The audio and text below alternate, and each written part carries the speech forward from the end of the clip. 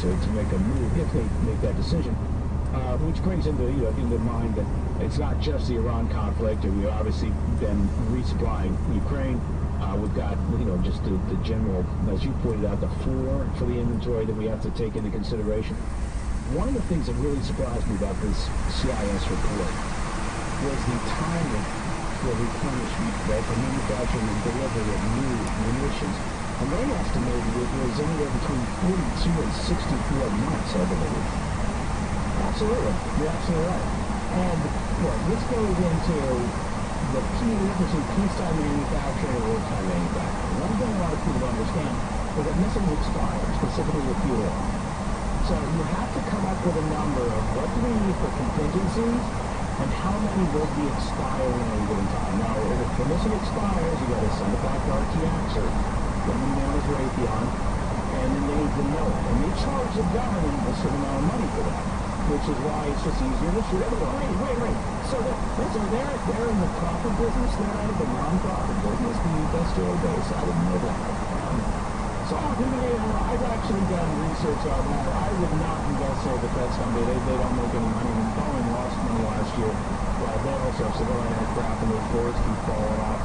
But when you look at munitions, one of the reasons we sent munitions to Ukraine is that, well, shit, it's cheaper to give them Ukraine. They fire into Russia. It solves their problem and ours because those munitions are about to expire.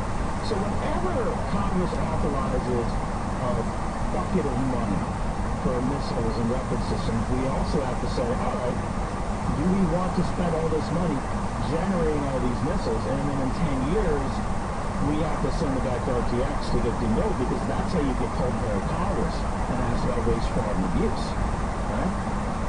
Do we know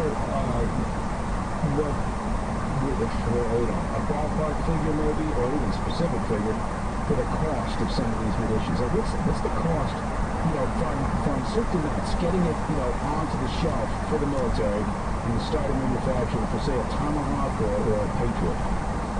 We do have fairly good numbers that are general for each weapon system, and you do get a discount by buying in bulk, and some nations might also get a discount by buying in bulk. I'm really serious. If I'm RTX, and or Lockheed Martin makes the PAC-3.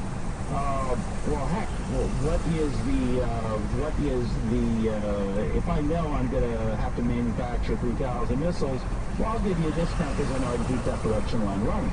So Tomahawk, about $2.6 million. JASSM, about $2.6 million as well. Precision strike missile, a little bit cheaper, $1.6 million.